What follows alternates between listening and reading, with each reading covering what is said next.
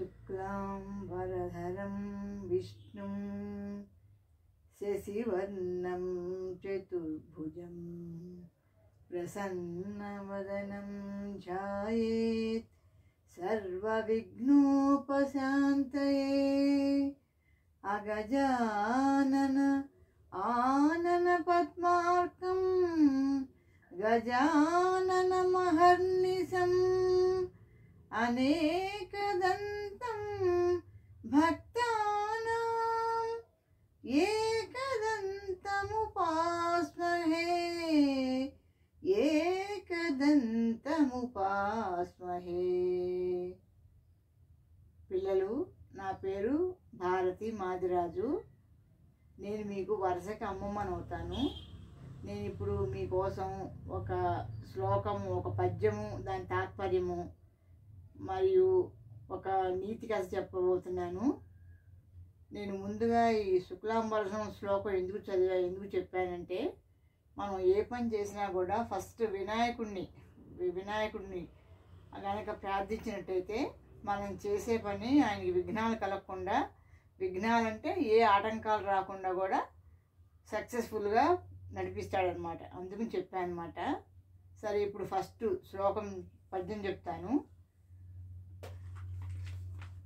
ఉప్పు కప్పు రంబు ఒక్క పోలిక నుండు చూడ చూడ రుచుల జాడవేరు పురుషులందు పుణ్య పురుషులు వేరయ విశ్వదాభిరామ వినురవేమ. మనం ఏంటంటే చూడటానికి మన ఉప్పు ఒకటి మనం వంటల్లో వాడతాం కదా, ఉప్పు, కర్పూరం అంటే దేవుడి దగ్గర వెలిగిస్తాం అనమాట. రెండు కూడా చూడటానికి ఒక రకంగానే ఉన్నా కూడా ఉప్పేమో వంట కోసం ఉపయోగిస్తాము, కర్పూరం దేవునికి పూజ చివరిలో వెలిగిస్తాం అనమాట. హారతి ఇస్తాం కదా, అప్పుడు వెలిగిస్తాం. అందుకు రెండు కూడా చూడటానికి ఒక రకంగా ఉన్నా రుచుల్లో తేడా ఉంటుంది. ఉప్పేమో ఉప్పగా ఉంటుంది, కర్పూరం ఏమో అది వెలిగిస్తే మండుతుంది అనమాట. అందుకని అలాగే పురుషులందు పుణ్య పురుషులు వేరయ్యా. మగవాళ్ళల్లో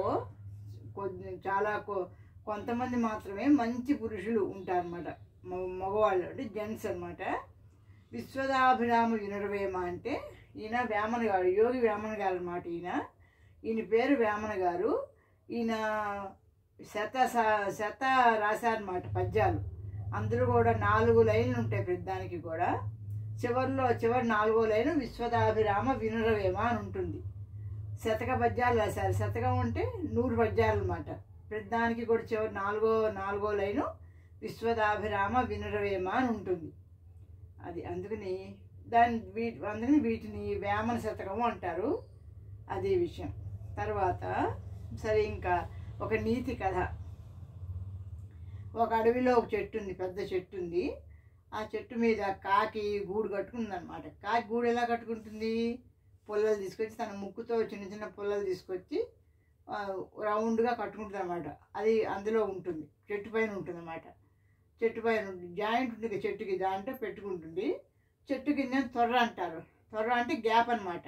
పెద్ద మాను చెట్టు కింద వేళ్ళ కింద పైన మాను ఉంటుంది, ఆ మానులో తొర్ర ఉంటుంది అనమాట. ఆ చిన్న తొర్రలో ఈ చీమ ఒకటి ఉండేది, చిన్న చీమ ఉండేది అనమాట. సరే, ప్రతిరోజు కూడా తెల్లవారిన తర్వాత చీమేమో నెమ్మదిగా, అది చీమ మెల్లమెల్లగా నడుస్తుంది కదా, చిన్న చీమ కదా, అది మెల్లమెల్లగా నడుచుకుంటూ వెళ్ళి దాని ఆహారం తీసుకొచ్చుకుని దాని త్వరలోకి వచ్చేసి దానికి కావాల్సిన తినేసి మిగతా దాచుకుండేది. కాకేం చేసేది, గాల్లో ఎగురుకుంటూ స్వేచ్ఛగా ఎదురుగుండా పొలాలు ఉంటే ఆ పొలాల్లో రైతులు పండిస్తారు కదా, కంకులు, అవి వరి పండిస్తారు, జొన్నలు పండిస్తారు, అలా పండిస్తారు కదా. వెళ్ళి వాడి దగ్గరికి వెళ్ళి దానికి కావాల్సిన తినేసేసి కొంత పాడు చేసి వచ్చేదన్నమాట. ప్రతిరోజు అలా చేస్తుంటే రైతు చూస్తున్నాడు, వచ్చి కొట్టబోతే వేల్చిపోతే పరిగెత్తుకుంటూ పారిపోయింది. సరే, ఓ రోజున రోజులు గడుస్తూ ఉండగా ఓ రోజున చీమకి పెద్ద దొరికిందన్నమాట. దాని ఆహారం పెద్ద దొరికింది, ఒక గింజ దొరికింది అనమాట. అది మొయ్యలేని గింజ దొరికింది. సరే, అది నెమ్మదిగా నడుచుకుంటూ వెళ్ళి దాన్ని పట్టుకుని నెమ్మదిగా వస్తుంటే కాకి చూసి వచ్చి ఎగురుకుంటూ వచ్చి చీమ ముందు వాలి, ఎందుకమ్మా చీమ ఇంత కష్టపడుతున్నావు అని చెప్పని పక్కపక్క నవ్వింది. అవేపాటికి చీమ ఏం మాట్లాడకుండా నెమ్మదిగా దాని ఆహారం తీసుకెళ్ళి లోపల దాచుకుంది. ఇంతలోకి ఆ పంట పండింది, రైతు అదంతా కోసేసుకుని ఇంటికి తీసుకెళ్ళిపోయాడు. ఇంకా పంట లేదనమాట. అక్కడ కాకి ఆహారం దొరకల. ఉన్నట్టుండి గాలివాన వచ్చింది. వచ్చేపాటికి కాకి చెట్టు పైన గూడు కదా, అదంతా పాడైపోయి పడిపోయింది. గూడంతా పడిపోయి కాకేమో బాగా వర్షంలో తడిసిపోయి అప్పుడు ఏం చేసింది, కిందకు వచ్చి చీమ దగ్గర దీని దగ్గర తెచ్చి, చీమ ఇట్లా సంగతి, ఇట్లా నా గూడు పడిపోయింది, నాకు తినడానికి కూడా దొరకలేదు, నీ దగ్గర నీ త్వరలో కొంచెం ఆశ్రయం ఇస్తావా అని అడిగింది. అప్పుడు చీమ ఉంది, లేదు నేను ముందు జాగ్రత్తగా నేను నా ఆహారాన్ని దాచుకుని మిగతాది కొంత తిని కొంత దాచుకున్నాను, నేను ముందు చూపుతో అలా చేశానని చెప్పేసి లోపలికి వెళ్ళిపోయింది. దీనివల్ల నీతి ఏంటి, ముందు చూపు చాలా అవసరం అన్నమాట. అది సంగతి.